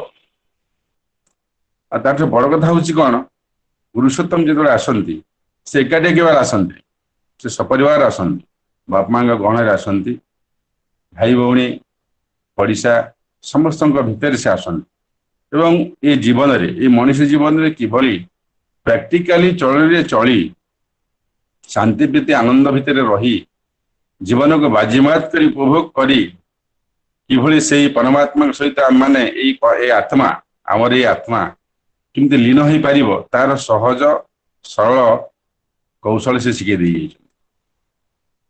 ठाकुर कही ना घर द्वार छाड़ी संसार छाड़ी जाई बण तपस्या करिवो कि अरण्य तपस्या करिवो कि गुम्फारे तपस्या करिकी से भगवान पाइबो ना ये संसार भितर रही समस्त को नहीं किमती शांति प्रीति आनंद भितर आम रहीकि केमती से परम पिता को पाई परिबा तार सहज कौशल ठाकुर ही शिखई आ पुरुषोत्तम जिते आसती से शरणापन्न जो मैंने हमें से जुगे से वास्तव में धन्य। तेणु ये जुग आम मैंने वास्तव में धन्य। ठाकुर ये कहते यहाँ पूर्वजन्मर आम मान सुकृत तथा पितामाता आशीर्वाद सकाशे जीवंत पुरुषोत्तम को जीवन में ग्रहण करेंगे। ताठ बड़ कथा है कौन जीवन में ग्रहण कले खाली हेब नहीं स्कूल खाली एडमिशन नहीं देले खाली शिष्य कहना गुरु आदेश को जे कंटाई कंटाई परिपालन करी निजको कृतकार्य करि थाए सी ही प्रकृत शिष्य। ठाकुर आसी केवल एकाठी आसी ना प्रथम शिष्य श्री बड़दा निजर आत्मज अरुषित संतान सांगे नहीं आस ठाकुर प्रत्येक कथा को श्री बड़दा आम पाखे सब सबकि प्रैक्टिकली तोली धरी प्रैक्टिकली तोली धरी यहाँ हूँ सहज कथा आम मान पाखे ये मनुष्य गोटे वैशिष्ट्य हूँ जहाँ से वास्तव में देखे प्रैक्टिकल आखि आगे देखे सेगुड़ाक से निज चरित्र चरितार्थ करने को से सहज मन करे से चेष्टा करे। बही तो अनेक कथा लिखाई पोथी पुराण तो अनेक कथा लिखाई किंतु ताकू आम पढ़ी हजम करी प्रैक्टिकल लाइफ जो आम मेंटेन करवा यहाँ सहज कथा नुह किंतु पुरुषोत्तम जो आसती फुल फ्लेज पर्सन आउ से पाखे आम मैंने जो जेकोसी कथा अड़ी करें से आमको फुलफिल करती किंतु आम कथा अनुजाई पाद सहित पाद मिले चली पार मनुष्य जन्म निश्चित सार्थक हम ही हम। तेरे गोविंद भाई तो अनेक कथा कहते ठाकुर अनेक कथा माने कहवाक मत बाकी अच्छी ठाकुर कथा कहले तो अशांति कथा से दिन कृष्ण प्रसून भट्टाचार्य जे कि जड़े साइंटिस्ट ठाकुर को बुझी ठाकुर पाखरे से ही चिरदिन रहीगले। ठाकुर पाखरे सब कथा प्रकट कर जानी शुणी प्रकट कर सहजे बड़दा तो सब जानती किंतु ये द्वितीय व्यक्ति होती कृष्ण प्रसून भट्टाचार्य आ कृष्ण माने कृष्ण केष्टदा जानी ठाकुर किए सब कथा ठाकुर को से पचारि ठाकुर तार उत्तर भी देते ठाकुर जहाँ सब आलोचना करती से निजे लिपिबद्ध कराती पढ़ती अन्य द्वारा भी कराती एवं से जानी ठाकुर प्रकृत किए आ जीवन अर्थ कौन से केष्टदा जानी से दिन केष्टदा दुईटा कथा कहबी ଅନେକ ତ କଥା ଅଛି, ଦୁଇଟା କଥା କହିବି ଯେ ବିଧିକି ମାନିଲେ କଣ ହୁଏ, ଆଉ ବିଧିକି ଜାଣିକି ମଧ୍ୟ ଯିଏ ଅବମାନନା କରେ ତାର କଣ ହୁଏ, ଏ ଦିଟା କଥା କହିବି। ଦେଖନ୍ତୁ, ସେଦିନ କେଷ୍ଟଦା ଠାକୁରଙ୍କ ପାଖରେ ଅଛନ୍ତି। କେଷ୍ଟଦାଙ୍କର ବାପାଙ୍କ ଦେହ ବହୁତ ଖରାପ ହେଇଯାଇଛି। ଘରୁ ଟେଲିଗ୍ରାମ ଯାଇ ପହଞ୍ଚେ ଯେ ବାପାଙ୍କ ଦେହ ଖୁବ ଅସୁସ୍ଥ, ତେଣୁ ଯେତେ ଶୀଘ୍ର ତୁମେ ଘରକୁ ଆସ, ଦେଖା କରିବା ପାଇଁ ଆସ। ତାପରେ ଠାକୁରଙ୍କୁ ମାନେ ପରମିଶନ ନେଇ ତ କେଷ୍ଟଦା ଯିବେ ଘରକୁ, କିନ୍ତୁ ଠାକୁରଙ୍କ ପାଖରେ ପହଞ୍ଚୁ ପହଞ୍ଚୁ କେଷ୍ଟଦାଙ୍କୁ ଅନେକ କାମ ଠାକୁର ଦେଇଛନ୍ତି। ତେଣୁ ବାପାଙ୍କୁ ଦେଖା କରିବା ପାଇଁ ସେ ସମର୍ଥ ହେଉନାହାନ୍ତି। ଏମିତି କିଛି ଦିନ ଗଡ଼ି ଯାଇଛି, ଜଷ୍ଟ 4-5 ଦିନ ଗଡ଼ି ଯାଇଛି।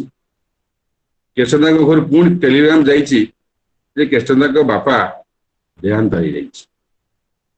ଏଇ ଟେଲିଗ୍ରାମଟା ଧରିକି ଯେତେବେଳେ କେଷ୍ଟଦା ଠାକୁରଙ୍କ ପାଖକୁ ଯାଇଛନ୍ତି, ଠାକୁର କେଷ୍ଟଦାଙ୍କୁ କହୁଛନ୍ତି, କେଷ୍ଟଦା, ଆସାମରେ ସେ ଗୁରୁ ଭାଇମାନଙ୍କ ଭିତରେ ଗୋଟେ ଗଣ୍ଡଗୋଳ ହେଇଛି, ମନୋମାଳିନ୍ୟ ହେଇଛି, ତେଣୁ ଆପଣ ସେଠିକି ଯଥାଶୀଘ୍ର ଯାଇକି ଏଇ ସେମାନଙ୍କ ଭିତରେ ସବୁ ସମାଧାନଟା କରାଇ ଦିଅନ୍ତୁ। କେଷ୍ଟଦା ଠାକୁରଙ୍କୁ ନିଜର ବାପାଙ୍କ କଥା କହିବେ କଣ? ସେ ଜାଣିଛନ୍ତି ଠାକୁର କିଏ, ଠାକୁର କାହିଁକି କହୁଛନ୍ତି, ତେଣୁ ଠାକୁରଙ୍କ କୌଣସି କଥାରେ ସେ ଯୁକ୍ତି କରନ୍ତି ନାହିଁ।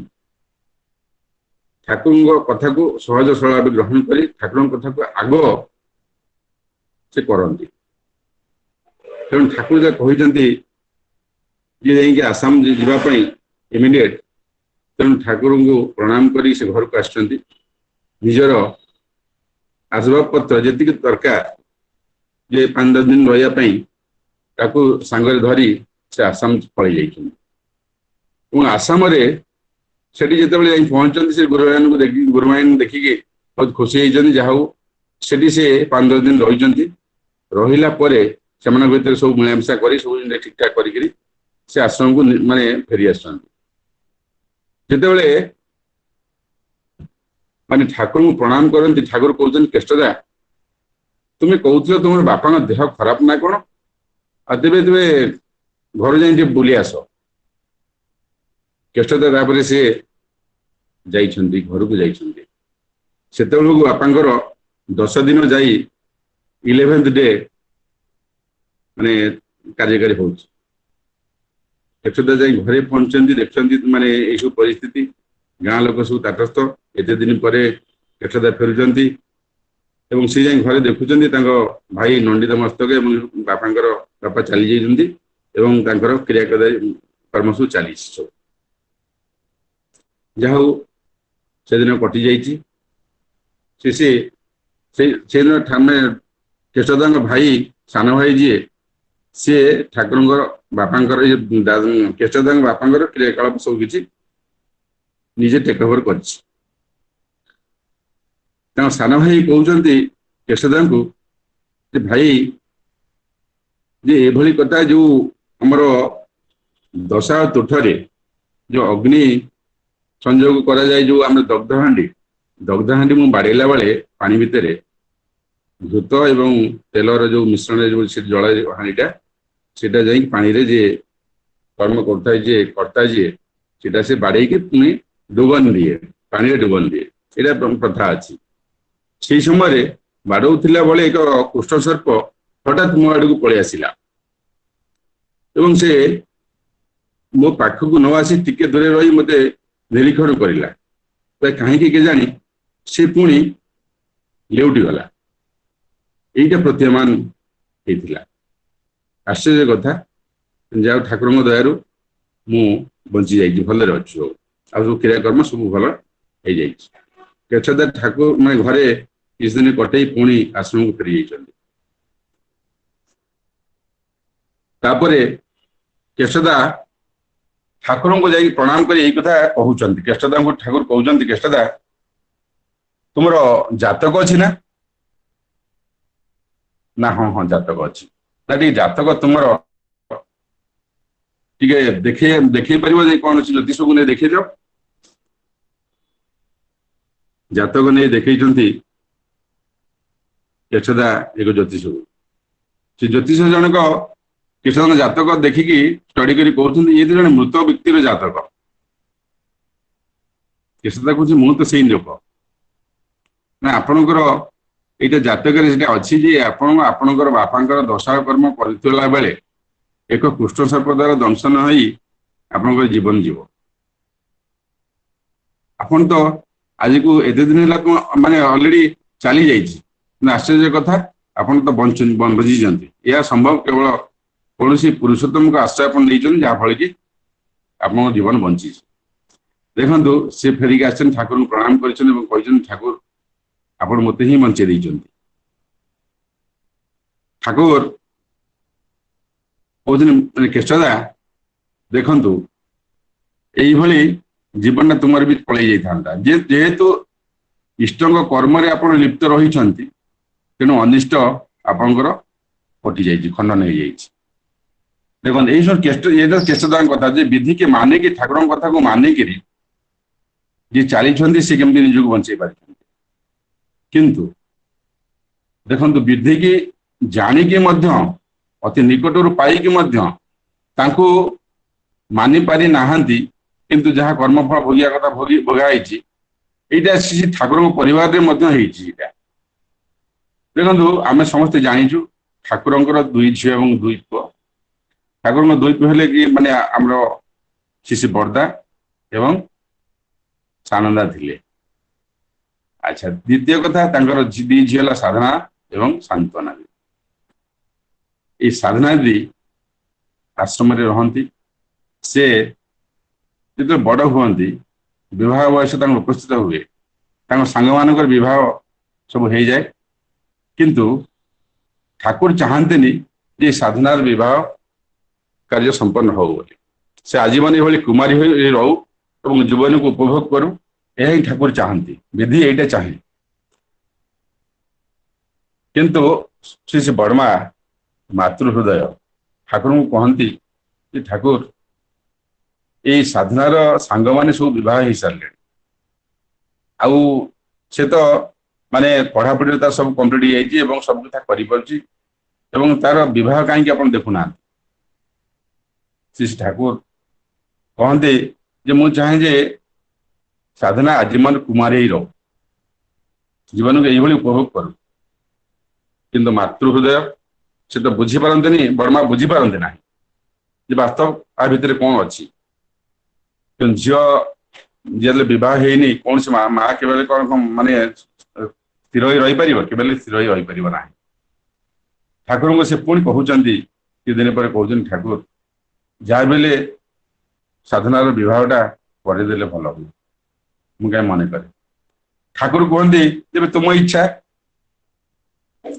ବଡମାଙ୍କ ଇଚ୍ଛାରେ ସାଧନାଙ୍କର ମାନେ ବିବାହ କାର୍ଯ୍ୟ ସମ୍ପନ୍ନ ହୁଏ। ବର ପୂଜା ହୁଏ, ଉପଯୁକ୍ତ ବର ସହିତ ତାର ବିବାହ କରାଯାଏ ଏବଂ ବିବାହ ସରିଲା ପରେ ବରକନ୍ୟା ଆସି ଠାକୁରଙ୍କୁ ପ୍ରଣାମ କରନ୍ତି। ଠାକୁର ଆଶୀର୍ବାଦ କରୁଛନ୍ତି ସାଧନା ଦେଇକି ମାନେ ଆଶୀର୍ବାଦ କରୁଛନ୍ତି, ସାଧନା ତୁମେ ମାନେ ଶାଶୁଘରକୁ ଯାଅ, ଶାଶୁ ଶ୍ୱଶୁରଙ୍କ ସେବା କର, ସ୍ୱାମୀଙ୍କର ସେବା କର, ସମସ୍ତଙ୍କ ସେବା କର ଠିକ ଅନୁସାରେ, କିନ୍ତୁ ଯେଭଳି ମା ନ ହୁଅ। ଦେଖନ୍ତୁ ଠାକୁରଙ୍କର ଇଚ୍ଛା କଣ, ବିଧିର ଇଚ୍ଛା କଣ। ସାଧନା ଯଦି ମାନେ ଏଇ କଥା କହୁଛନ୍ତି, ବଡମା କହୁଛନ୍ତି ଏହା କିଭଳି ହୁଏ? ବିବାହ କରିବ, ଜଣେ ଝିଅ ବିବାହ କରିବ, ତାର ନାରୀ ଜନ୍ମ ସାର୍ଥକତା ଆସିଲା କି? ସେ ଯଦି ମା ହବ ନାହିଁ ତାହେଲେ ତାର ନାରୀ ଜନ୍ମ ସାର୍ଥକ ହେଲା କିଭଳି? ତା ବିବାହ କରିବାର ମାନେ ଯଥାର୍ଥ ରହିଲା କେଉଁଠି? ଶ୍ରୀ ଠାକୁର କହୁଛନ୍ତି ତେବେ ତୁମର ଇଚ୍ଛା। ଦେଖନ୍ତୁ ବଡମାଙ୍କ ଇଚ୍ଛାରେ ସାଧନା ଦିଦିଙ୍କର ବିବାହ ହୁଏ। ବିବାହ ପରେ ସେ ଶାଶୁଘରକୁ ଯାଆନ୍ତି ଏବଂ ସେଠି ମଧ୍ୟ ସେ କିଛି ଦିନ ପରେ ସେ ମଧ୍ୟ ଅନ୍ତଃସତ୍ତ୍ୱ ହୁଅନ୍ତି। ଦେଖନ୍ତୁ ଏଇଟା ହଉଛି ବଡମାଙ୍କର ଇଚ୍ଛା, ଠାକୁରଙ୍କର ଇଚ୍ଛା ନୁହଁ। ଯେତେବେଳେ ମାନେ ସାଧନା ଘରୁ ଆସେ, ଟେଲିଗ୍ରାମ ଆସେ ଏ ସାଧନା ଦିଦି ବର୍ତ୍ତମାନ ସେ ଅନ୍ତଃସତ୍ତ୍ୱ ହେଇଛନ୍ତି ଏବଂ ଆସନ ପ୍ରସବା, ଏଇ କଥା ମାନେ ଆସି ଘରେ ଚିଠି ପହଞ୍ଚେ, ସେ ଚିଠିକି ବଡମା ଧରିକି ଠାକୁରଙ୍କ ପାଖକୁ ଯାଆନ୍ତି ଏବଂ ସମସ୍ତେ ଖୁସିରେ ମାନେ ଆଶ୍ରମରେ ସମସ୍ତେ ଖୁସିରେ ପାଟି ପଢ଼ନ୍ତି ଏବଂ ଯଥା ସମୟରେ ମଧ୍ୟ ଯାହା ସବୁ ସ୍ୱାଦ ଉପଯୁକ୍ତ ଖାଦ୍ୟ ସବୁ ପଠାଯାଏ ଝିଅଙ୍କ ଘରକୁ, ଏଇଟା ତାଙ୍କ ଘରେ ମଧ୍ୟ ସେଇଟା ବି ପଠାଯାଇଥିଲା ଏବଂ ସେଇଟା କରାଯିବା ପରେ ନିର୍ଦ୍ଦିଷ୍ଟ ସମୟରେ ସାଧନାଙ୍କର ଏକ କନ୍ୟା ସନ୍ତାନ ଜନ୍ମ ହେଲା। ଦେଖନ୍ତୁ, ଏବଂ ଯେତେବେଳେ ମାନେ ଏଇ ଟେଲିଗ୍ରାମଟା ପୁଣି ଆଶ୍ରମକୁ ଆସି ପହଞ୍ଚିଛି ଯେ ସାଧନା ଯଦି ବ୍ଲେସ୍ଡ ବାଇ ଡଟର। ଦେଖନ୍ତୁ କେମିତି ମାନେ ସେ ଆଶୀର୍ବାଦ ପାଇଲେ, କାରଣ ଝିଅଟି ହେଲା।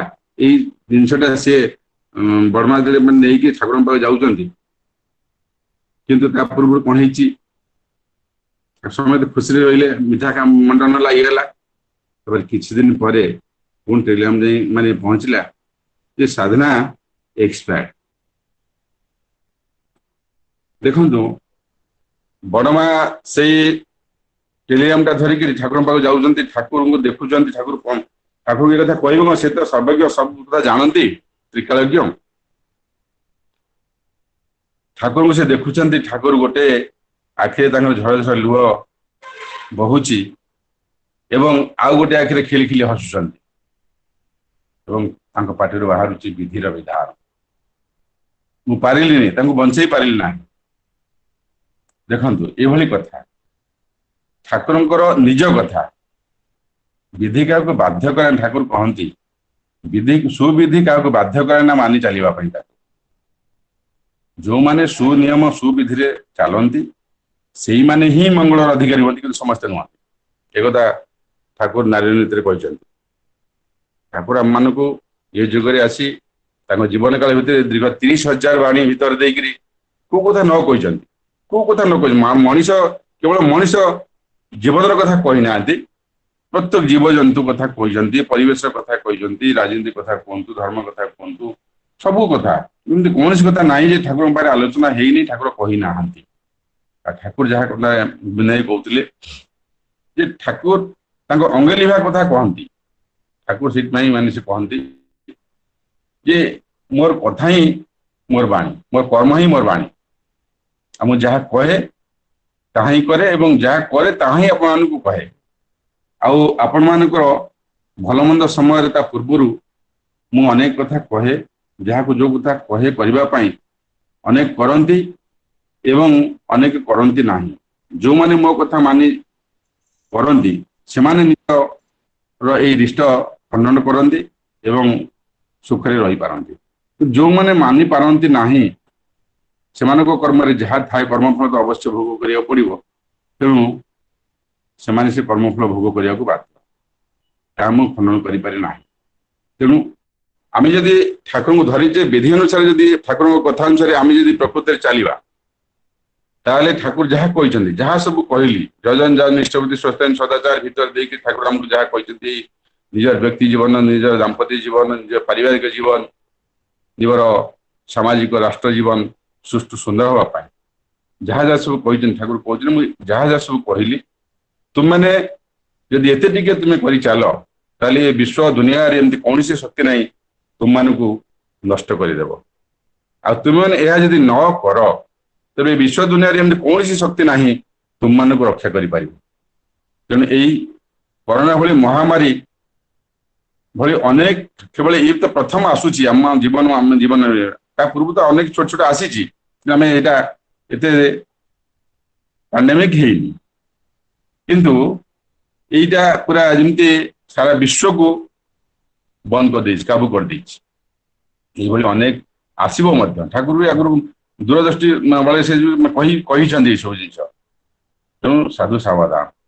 ଠାକୁର ଯାହା ଯାହା ସବୁ କହିଛନ୍ତି ଯେ ସଦାଚାର ଭିତରେ ଦେଇକିରି ଯଦି ଆମମାନେ ଏଇଟା ପରିପାଳନ କରିବା ପ୍ରାକ୍ଟିକାଲି, ଠାକୁର କହୁଛନ୍ତି ଯେ ବାସ୍ତବ କର୍ମରେ ହିଁ ଫଳ ମିଳିଥାଏ, କେବଳ କଥା କିମ୍ବା କହିବାରେ ନୁହେଁ, କିମ୍ବା ଭଲ କହିଲେ କି ଭଲ ଚିନ୍ତାରେ ନୁହଁ। ଭଲ ଚିନ୍ତା କରିବା ଏବଂ ଭଲ କହିବା ସାଙ୍ଗରେ ଯଦି ବାସ୍ତବ ଭଲ କର୍ମ ନ କରିବା, ତାହେଲେ ଆମମାନେ କେବେ ହେଲେ ବାସ୍ତବ ଭଲ ଫଳ ଉପଭୋଗ କରିପାରିବା ନାହିଁ। ତେଣୁ ସତ୍ସଙ୍ଗର ସମୟ ତ ସୀମିତ, ସମୟ ହେଇଯାଇଛି। ତେବେ ସର୍ବଶେଷରେ ସମସ୍ତଙ୍କର ସାର୍ବିକ ମଙ୍ଗଳ ତଥା ଇଷ୍ଟିପିତ ଜୀବନ ତଥା ନିରୋଗ ଜୀବନଯାପନ श्री श्री ठाकुर निकट प्रार्थना रखुची एवं सर्वशेष मोर जय गुरु समस्त जन रहुची जय गुरु।